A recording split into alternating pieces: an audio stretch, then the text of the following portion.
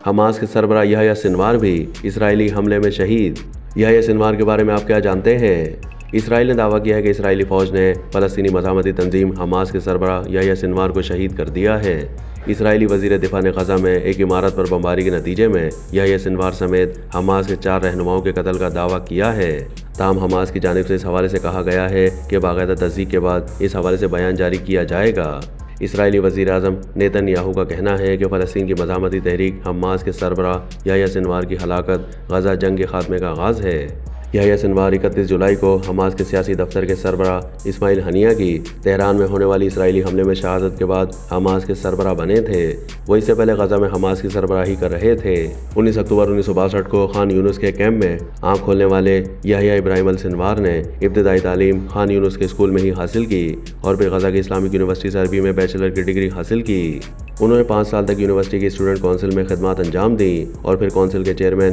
اور vice chairman بھی رہے۔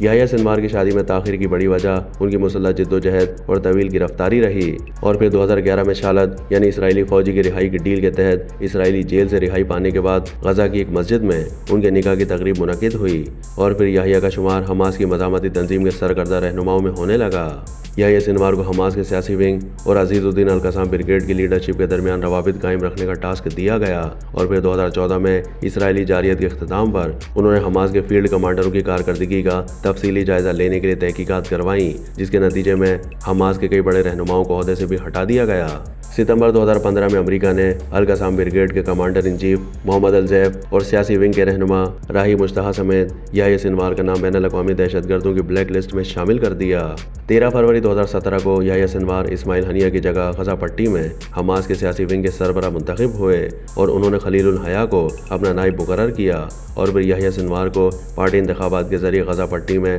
حماس کا سربراہ مقرر کر دیا گیا اور اسماعیل ہنیہ کو خالد مشعل کا جانشین بنا دیا گیا۔ برطانوی اخبار دی گارجین کی 2017 میں شائع ہونے والی ایک رپورٹ کے مطابق یحییٰ سنوار کے حماس میں آنے سے فلسطینی مزاحمتی تنظیم کے سیاسی اور عسکری ونگ میں اندرونی رساکشی ختم ہو گئی اور حماس کی پالیسی کو غزہ کے چیلنجز کو مد نظر رکھتے ہوئے دوبارہ سے وضع کیا گیا۔ مئی 2018 میں یحییٰ سنوار نے الجزیرہ پر آگر غیر متوقع اعلان کر دیا کہ حماس پرامن عوامی مزاحمت کی پالیسی اپنائے گی، جس کا مقصد ممکنہ طور پر حماس پر بہت سے ملک کی جانب سے لگا دہشت گرد تنظیم کا ٹیگ اتارنا اور اسرائیل کے ساتھ مذاکرات کے لیے کردار ادا کرنا تھا۔